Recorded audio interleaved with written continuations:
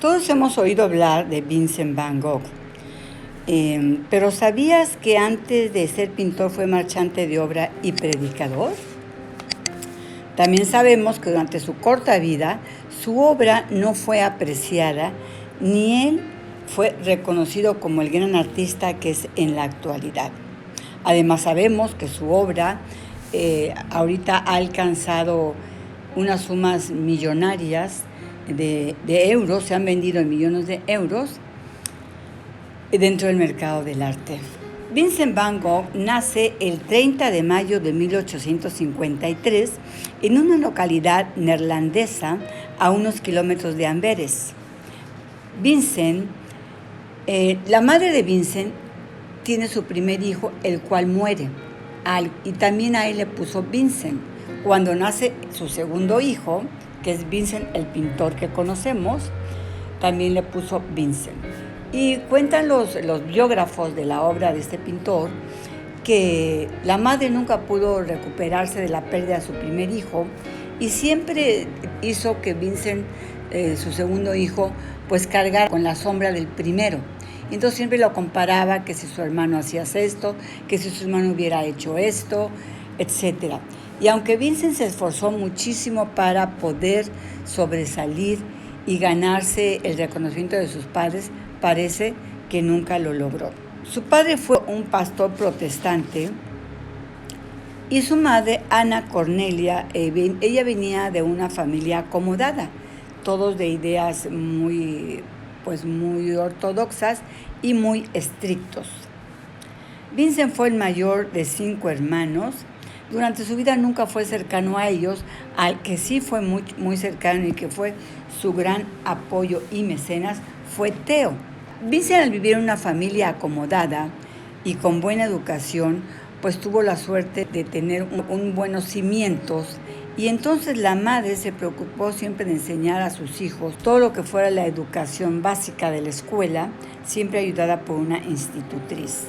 La madre, que era de ideas muy tradicionales, nunca entendió las pinturas que hacía Vincent, su hijo, ni tampoco llegó a reconocer la genialidad que ahora tiene este pintor. Muy pequeño, Vincent pues fue mandado a la escuela de la localidad donde ellos vivían, y a los 11 años lo mandaron a un internado, al cual él no quería porque decía que ahí se sentía que lo habían abandonado. Y por más que suplicó a sus padres para que lo regresaran a su casa, nunca aceptaron hasta que terminó. Posteriormente lo inscribieron en una escuela prestigiosa, y en marzo de 1869, a punto de cumplir 15 años en esa escuela que estaba estudiando, dijo que ya no le gustaba tampoco y entonces se regresó a la casa de sus padres.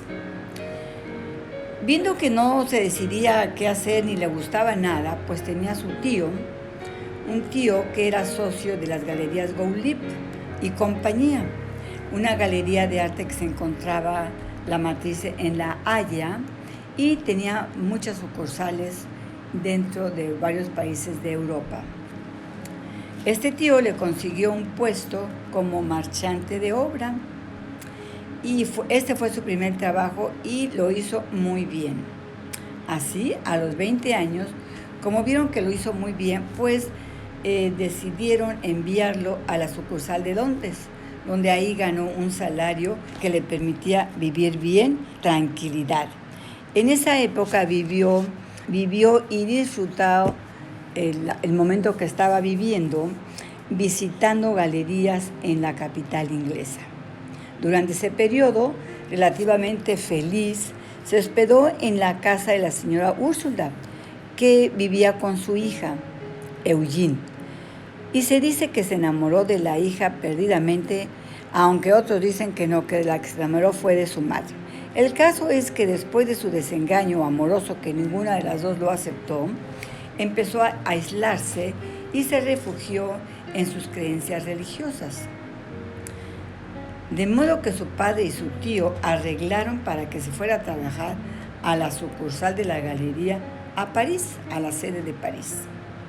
Ahí mismo volvió a disfrutar las galerías, los museos, y aprendió de muchos pintores de aquella época que de alguna manera influenciaron en su forma de pintar. Y así fue aprendiendo, pero tampoco le gustaba. El tipo de obra que vendían esas galerías no le gustaba. Entonces decidió que tampoco ya no quería estar en esa galería. Y además ya como su forma ya estaba cambiando, su forma de ser, no trataba bien a los clientes, no hacía que compraran esas obras que se vendían ahí y decidieron despedirlo. Así que a sus 23 años regresa de nuevo a Inglaterra. Ahí encontró un trabajo donde no le pagaban con dinero, sino a cambio le daban alojamiento y comida. Trabajaba como maestro auxiliar y luego como predicador adjunto de un pastor metódico. Tampoco le gustó este trabajo. Al verlo su familia lo envió a estudiar a la Universidad de Teología en Ámsterdam. Pero después de una temporada se dio cuenta que tampoco es lo que a él le gustaba y decide abandonar sus estudios, porque además le resultaban muy difíciles. Pero eso no hizo que abandonara el gusto por ser predicador, y a sus 25 años le surgió una oportunidad para trasladarse como predicador a la región belga, a un destino de una aldea que se llamaba Wasmes, donde vivían muchos mineros que se dedicaban a la extracción del carbón. Vivían junto con sus familias y en una pobreza extrema. Esta situación le afectó mucho a Vincent, que tenía una gran sensibilidad, así que se dedica a repartir casi toda su comida y vestimenta entre la gente más pobre de esa congregación, y llegó hasta ceder su vivienda en la que él dormía y se la dio a una familia, y él decidió irse a vivir a una choza y su lecho donde dormía era de paja. Sin embargo, esto no les gustó a los superiores eclesiásticos de Vincent, porque no lo vieron con buenos ojos lo que hacía y lo acusaron de que podía menospreciar o hacer menos digno el sacerdocio.